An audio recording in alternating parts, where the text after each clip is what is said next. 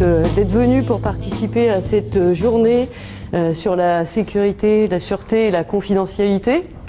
Donc, il y a pas mal de participants, il y en aura plus qui vont nous rejoindre. Il y avait quelques petits problèmes de bus, j'ai cru comprendre, il y a un accident sur le chemin.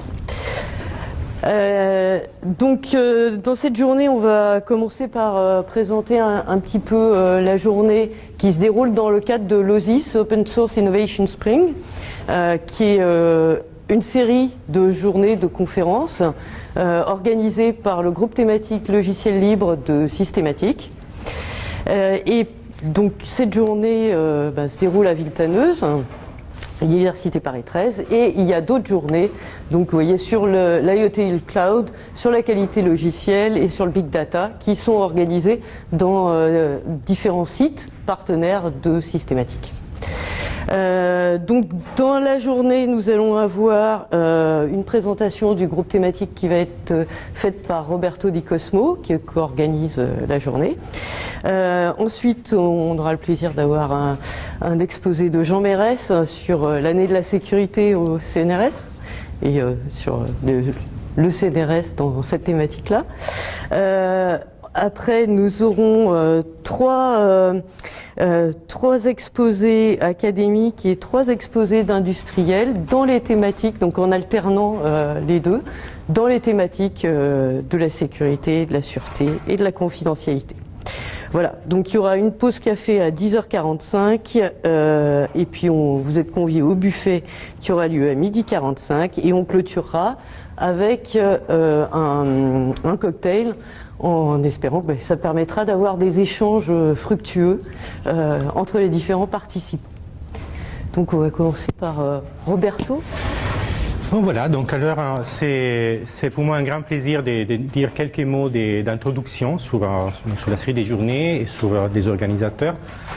L'OSIS est une sorte de fil conducteur, une sorte de fil rouge qui relie des événements dans lesquels on essaye de mettre ensemble des académiques, des industriels pour faire les points régulièrement, tous les ans, sur l'état de l'art dans des sujets qui sont de grande importance. Alors évidemment, cette année,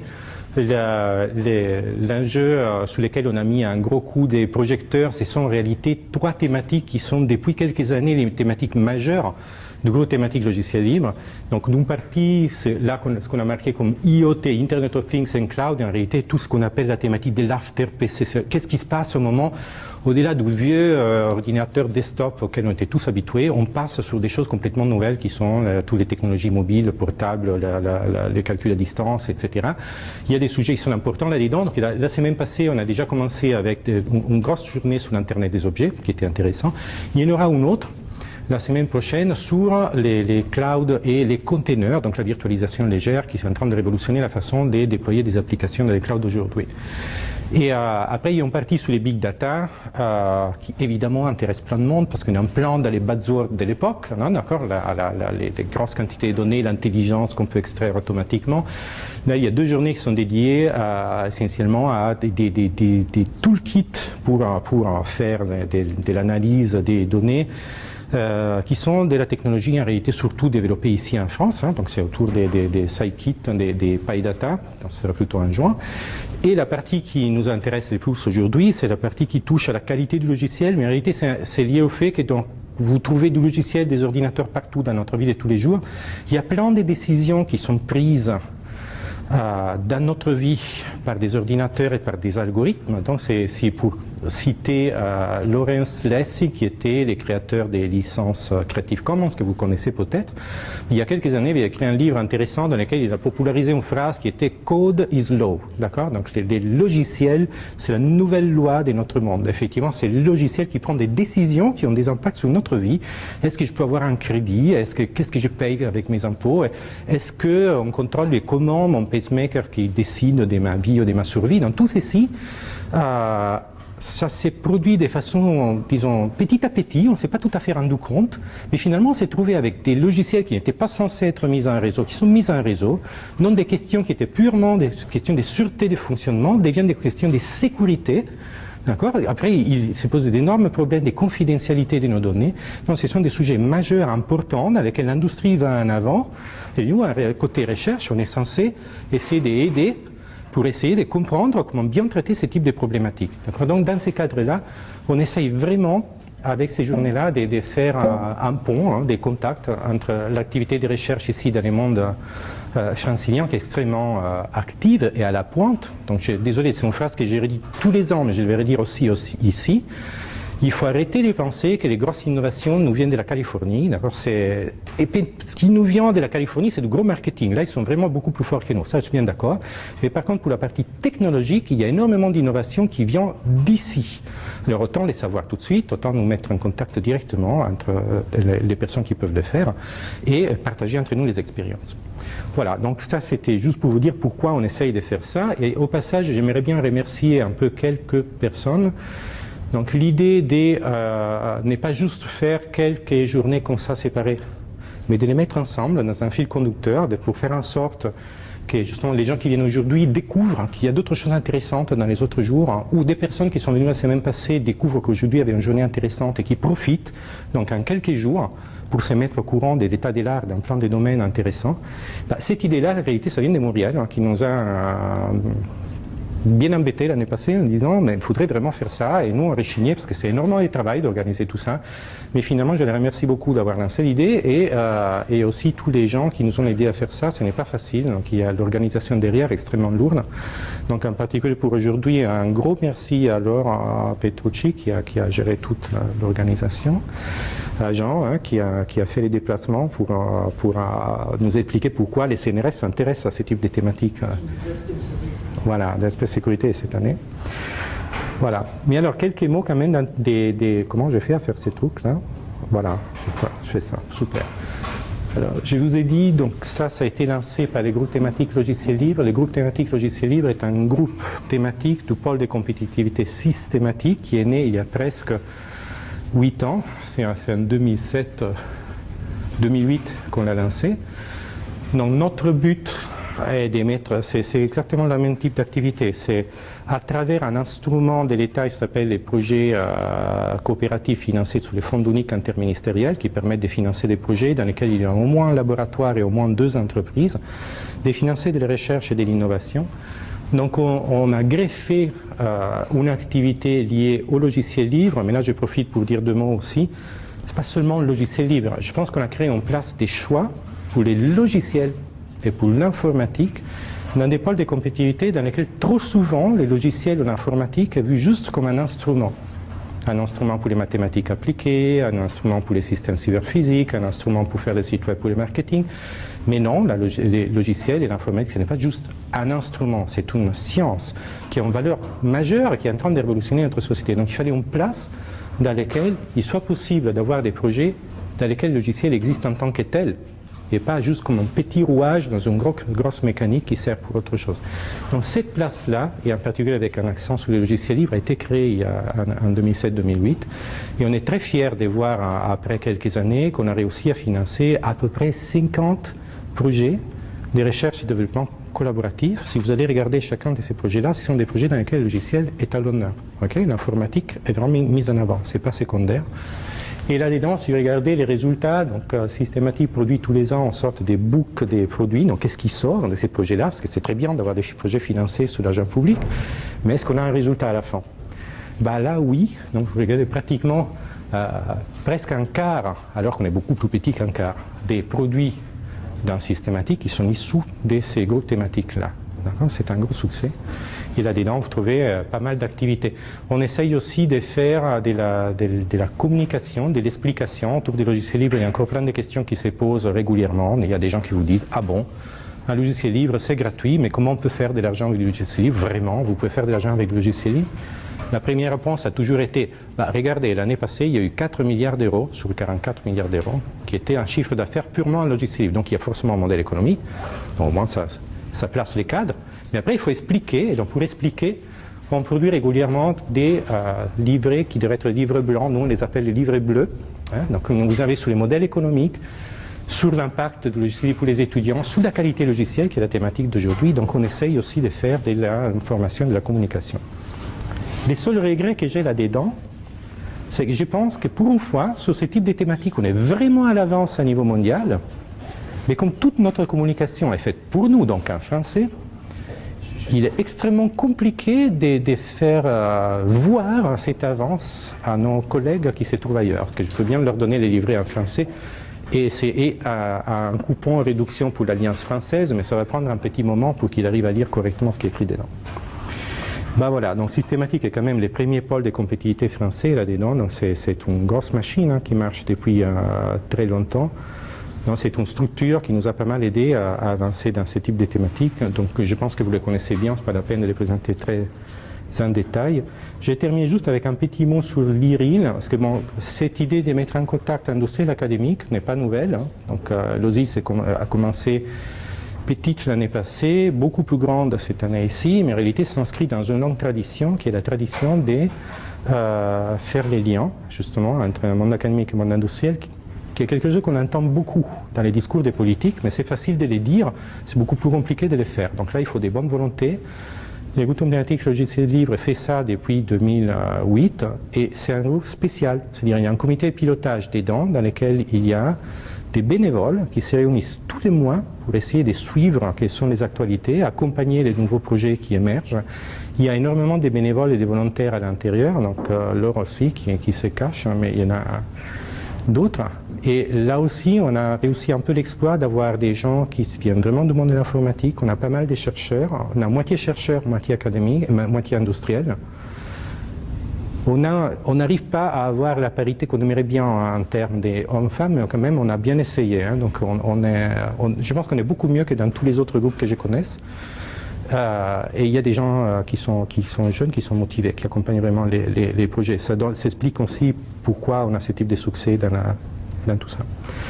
Et alors, un peu plus récemment, en 2010, entre Paris 6, Paris 7 et INRIA, on a créé une structure qui s'appelle l'IRIL. Donc c'est un objet bizarre, ce n'est pas un laboratoire, ce n'est pas un institut, c'est une initiative de recherche et d'innovation sur les logiciels libres. La finalité est de créer une place, peut-être un peu bizarre, peut-être un peu en dehors des cadres traditionnels, parce que c'est juste une convention entre un institut, dans lesquels les chercheurs qui sont disponibles pour travailler sur les problématiques nouvelles qui viennent du monde du logiciel libre peuvent se rencontrer et être facilement reconnus dans le monde du développement en logiciel libre par les personnes qui veulent parler avec des chercheurs qui sont sensibles à leurs problèmes.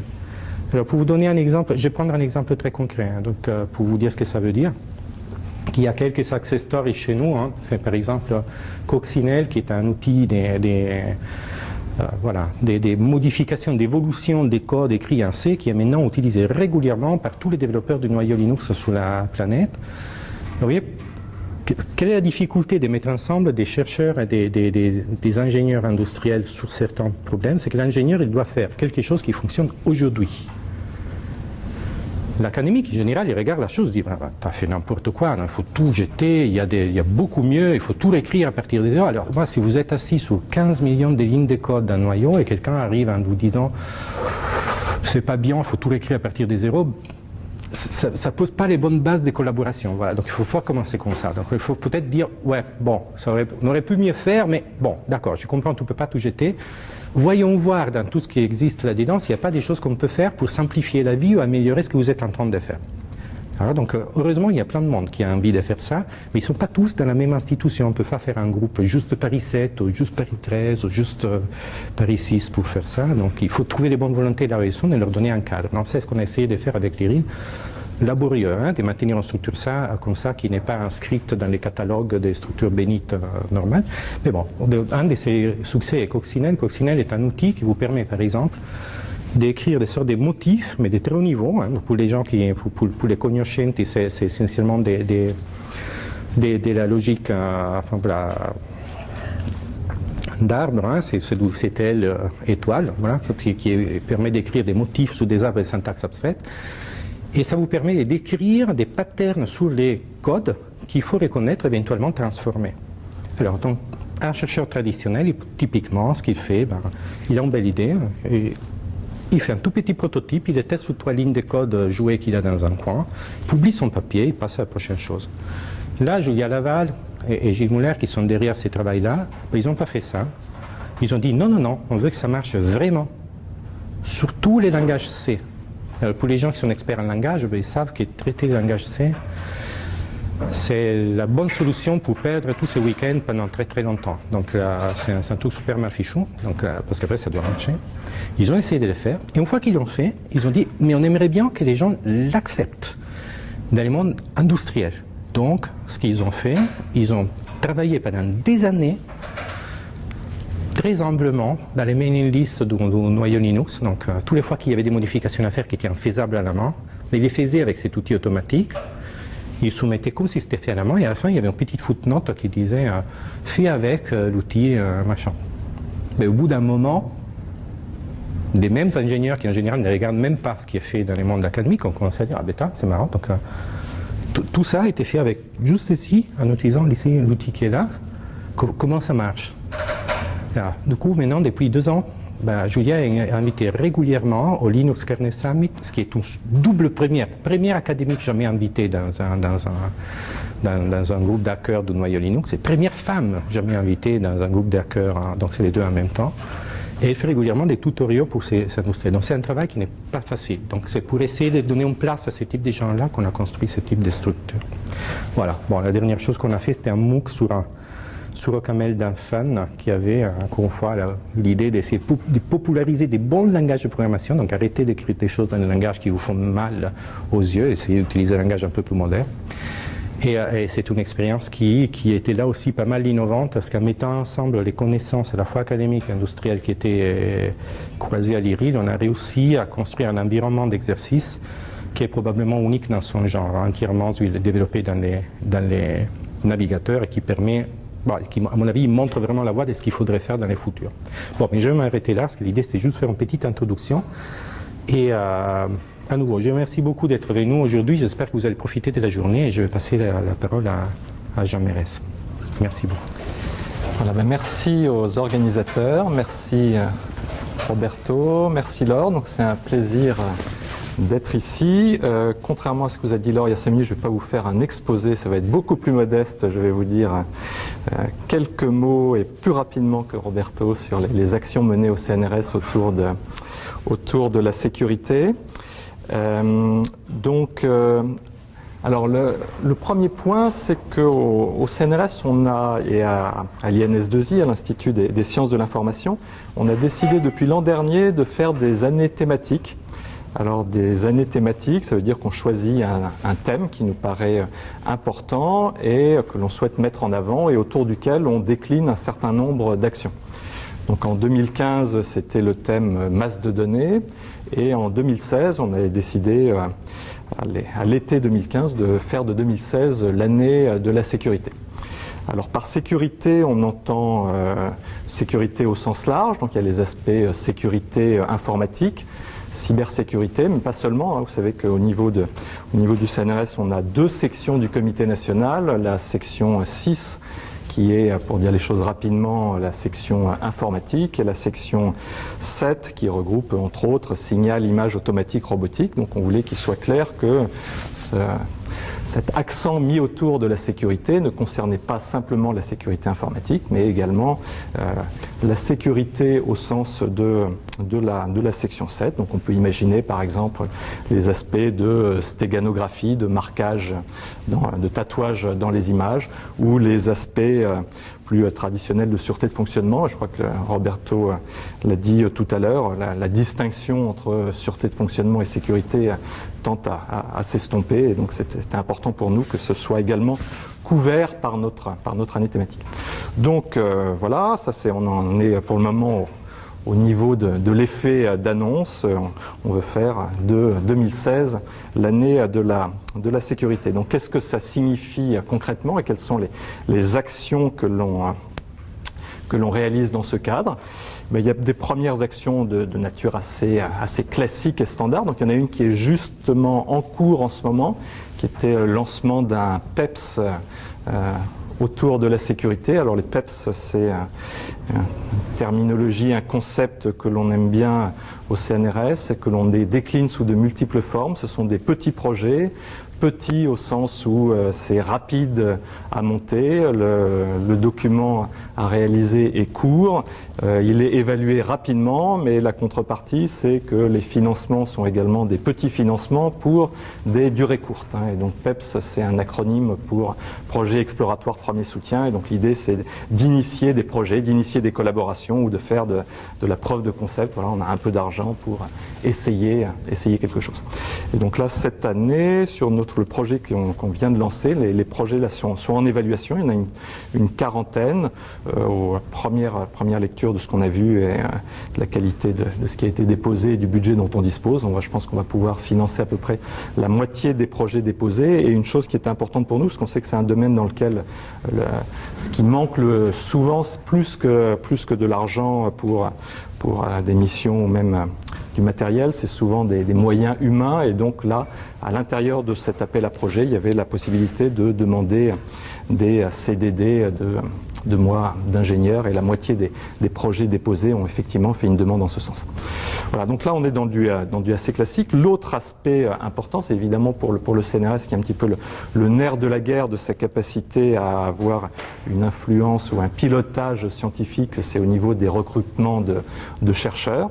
Et donc ce que l'on fait à ce niveau-là, c'est on fait des coloriages de postes. Évidemment, le principe général, vous le connaissez bien, c'est qu'au CNRS, on veut recruter les meilleurs, mais après, les meilleurs, c'est un concept assez flou et vague. Et puis, lorsque on regarde les dossiers qui ressortent et les dossiers excellents, il y a un moment où c'est difficile de discriminer dans l'absolu, et donc on fait ce que l'on appelle des coloriages. Ça signifie que, par exemple, il y a 6 postes de CR2 cette année, et on annonce qu'on souhaite qu'il y en ait 2 prioritairement sur tel et tel thème, et parmi les thèmes choisis, sélectionnés cette année, il y avait aussi bien du côté 6 que du côté 7 des thématiques autour de la sécurité. Et il y avait en plus 2 postes spécifiques qui avaient été mises dans d'autres sections, des sections de SHS sur des thématiques entre sciences humaines et sociales et sciences de l'information. En particulier, il y en avait mis un poste en section 37 qui était la section d'économie. C'était un poste de CR1. On souhaitait recruter sur la thématique économie des données personnelles. Économie et privacy.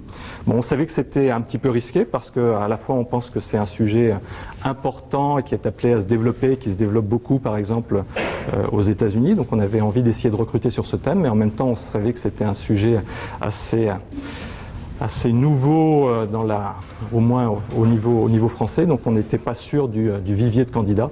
Et de fait, on a depuis quelques semaines le résultat, à savoir que la section d'économie a jugé qu'il n'y avait aucun candidat au niveau, et donc on n'a pas recruté. Bon, ce qui est pas très grave, on essayait, puis on réessayera peut-être sous d'autres formes, parce qu'on continue de penser que c'est un thème important. Donc voilà, l'autre aspect, vous voyez, au final, donc on avait 4 postes sur la vingtaine de postes mis au concours cette année qui étaient à des titres divers et de façon différente liés à ces thématiques de la sécurité.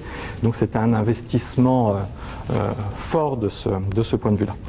Le dernier aspect, qui est un petit peu l'action phare de l'année liée à cette thématique sécurité, c'est la création d'un pré-GDR sécurité. Alors pré-GDR, ça signifie proof of concept de GDR, preuve de concept de GDR, c'est-à-dire que ce GDR est créé en mode bêta-test avant passage devant les instances du comité national. Il a une certaine durée, peut-être 2 ans, peut-être un peu plus pour faire ses preuves, et si jamais ça fonctionne, si la communauté adhère et répond, eh bien on créera ce pré-GDR sous la forme classique d'un GDR, d'un groupement de recherche, mais ce pré-GDR a tout un budget comme les GDR, on attend de lui les mêmes choses que d'un GDR. Donc quelles étaient les raisons qu'est-ce qui nous a poussé à créer ce GDR? Mais il y avait deux aspects importants. Le premier, c'était, mais qui est le premier et le plus important, c'était une logique un petit peu, disons, scientifique, hein, de cohérence et de rationalité scientifique. Et c'était le constat que dans ce domaine de la sécurité, il y avait des sous-communautés ou des disciplines très fortes qui fonctionnaient très bien, avec souvent très bien organisé aussi en termes d'événements, de conférences, de workshops associés à la discipline. Mais on peut penser évidemment à la communauté crypto qui a une longue tradition en France liée à la tradition et à l'école mathématique. On peut penser aussi à la communauté vérif et méthode formelle. Mais que ce qui manquait sans doute, c'était un lieu, un endroit pour favoriser les échanges tout le long de la chaîne qui va des aspects les plus formels ou les plus mathématisés de la sécurité, par exemple la crypto, jusqu'aux aspects de privacy, de sécurité des protocoles ou même de sécurité matérielle. Et donc d'avoir un GDR qui regroupe tous ces éléments et qui permettent, par l'intermédiaire des outils classiques d'un GDR, hein, par exemple potentiellement école d'été de jeunes chercheurs, journée nationale, groupe de travail et animation au niveau des groupes de travail, journée transverse, etc., de favoriser les interactions le long de cette chaîne de la sécurité, c'était quelque chose d'important et que l'on souhaitait développer. L'autre aspect, l'autre dimension qui va peut-être vous passionner un peu moins, mais qui est important pour une institution comme le CNRS, c'est qu'il y a une grosse demande sociétale sur cette thématique de la sécurité, et c'est quelque chose qui va évidemment en augmentant, et les attentats de l'an dernier n'ont évidemment pas inversé la tendance. Et donc ce que l'on demande régulièrement aux acteurs institutionnels et aux acteurs académiques, c'est des questions du type quelles sont les forces de recherche sur cette thématique? Est-ce qu'il y a des chercheurs qui travaillent? Est-ce qu'il y en a beaucoup? Est-ce qu'ils sont bons? Est-ce qu'ils sont forts? On a l'impression est-ce qu'il y a un endroit, est-ce qu'il y a des points de contact pour la communauté? Et ce sont des questions auxquelles il n'est pas si facile de répondre, auxquelles on a du mal à répondre, parce qu'on sait qu'on a des forces. Au niveau du CNRS, on peut avoir une assez bonne visibilité sur les chercheurs CNRS qui travaillent dans le domaine. Au niveau d'INRIA, ils vont avoir une assez bonne visibilité sur les équipes projet INRIA. Au niveau du CEA, pareil, ils vont avoir une assez bonne visibilité sur leurs équipes de recherche CEA, mais avoir une vision un petit peu globale qui nous permette de répondre à des questions et à des interrogations comme on en a pratiquement toutes les semaines ou tous les mois au niveau du CNRS en provenance, je ne sais pas, du ministère de l'Intérieur, du ministère de la Défense, du ministère de la Recherche, du cabinet du Premier ministre, de savoir c'est quoi les forces académiques sur le sujet en France, qu'est-ce que vous faites, comment vous le faites, et c'est important pour nous de savoir répondre à ces questions-là. C'est une question de visibilité et de la communauté. Donc voilà, si vous voulez, pour dire rapidement, il y a les deux aspects. Le premier axe, c'est le savoir-faire et faire mieux les choses en permettant aux différents acteurs de communiquer et de communiquer mieux. Et ensuite, il y a l'aspect faire savoir. Donc pour se lancer ce pré-GDR, on a choisi un porteur qui a accepté de s'occuper du pré-GDR, qui est Gilda Savoine, qui est professeur INSA Rennes et qui est membre de l'IRISA à Rennes. Donc le lancement officiel, ça a été au 1er janvier. Pour le moment, il n'y a pas eu encore énormément de visibilité extérieure de son travail, mais il a énormément travaillé au sens où il a fait un mini tour de France pour aller voir un certain nombre d'acteurs de la communauté pour réfléchir à comment est-ce qu'il pouvait organiser son GDR. Donc ce qui commence à se dessiner, c'est un certain nombre de groupes de travail. Dans certains cas, ces groupes de travail seront des groupes de travail communs avec d'autres GDR déjà existants. En particulier le GDR IM, par exemple pour les aspects codage crypto, il y a un gros groupe de travail dans le GDR IM qui s'appelle C2, donc qui deviendrait vraisemblablement un groupe de travail commun entre les deux GDR. Au niveau de la vérification et des méthodes formelles, je pense que la structuration et le mode d'interaction avec le GT du GDR IM n'est pas encore complètement décidé et arrêté. Au niveau de la sécurité matérielle, il y a un groupe de travail commun qui va se mettre en place entre le GDR SOCCIP, système embarqué, système on chip. Et il va y avoir vraisemblablement création de deux nouveaux groupes de travail. Un groupe de travail sur les aspects vulnérabilité au sens large, donc c'est aussi bien détection d'attaques, contre-mesures, modélisation de virus, et création d'un groupe de travail autour des aspects conception de systèmes sécurisés, privacy. Voilà. Donc je pense que très bientôt il devrait y avoir plus de nouvelles sur le sujet, avec un site web, une diffusion Urbi et Orbi, des appels à participation. Parmi les initiatives qu'il va sans doute y avoir dès cette année, dès 2016, et vers la fin de l'année, un workshop au siège du CNRS, un petit peu sur les aspects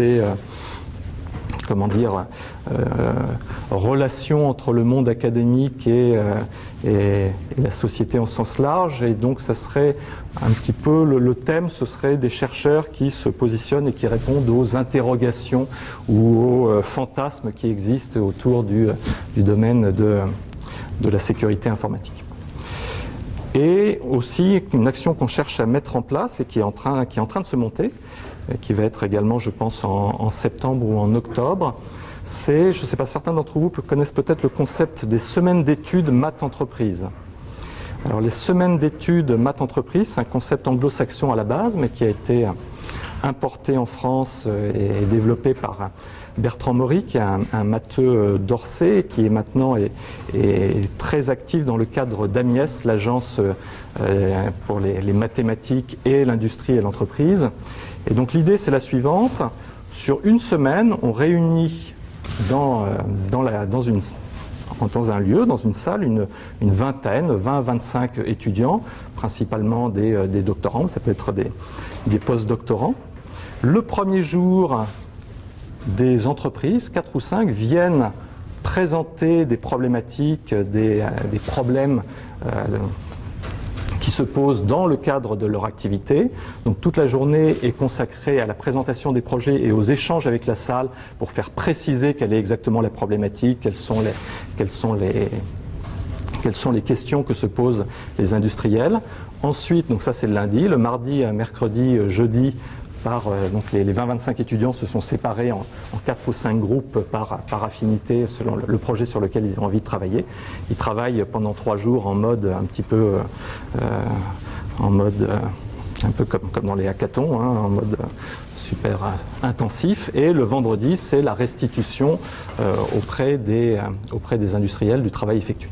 Donc ça marche extrêmement bien. Il y a d'extrêmement bons retours à la fois de la part des industriels et de la part des doctorants qui participent à ces semaines.